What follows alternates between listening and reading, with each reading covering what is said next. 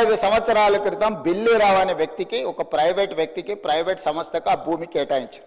25 సంవత్సరాల నుంచి ఏ రోజు కూడా సెంట్రల్ యూనివర్సిటీ దగ్గర భూమి లేదు. తెలంగాణ ఉన్న కంబైన్డ్ రాష్ట్రంలో 2006లో ఆనాడు కాంగ్రెస్ పార్టీ రద్దు చేసింది ఆ కేటాయింపు. అక్కడి నుంచి కోర్టు కేసులు జరిగినాయి. 2014లో తెలంగాణ రాష్ట్రం వస్తే 2024 వరకు 10 సంవత్సరాలు గత ప్రభుత్వం బిల్లీరావు నుంచి భూమి గుంజుకోలేదు అధ్యక్ష.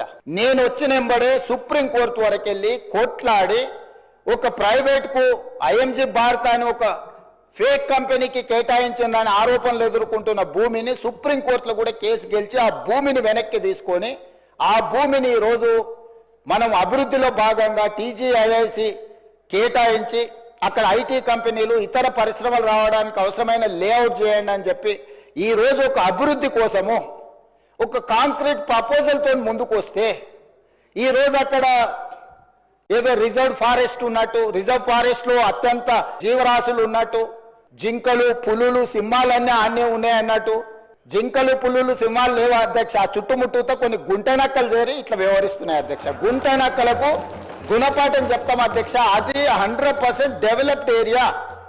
We are also going to utilize for development. We are not utilizing or otherwise మేము ఎవరికో అర్ధరాత్రి పూట ఎవరికో కట్టబెట్టే ప్రయత్నం చేయలేదు అధ్యక్ష.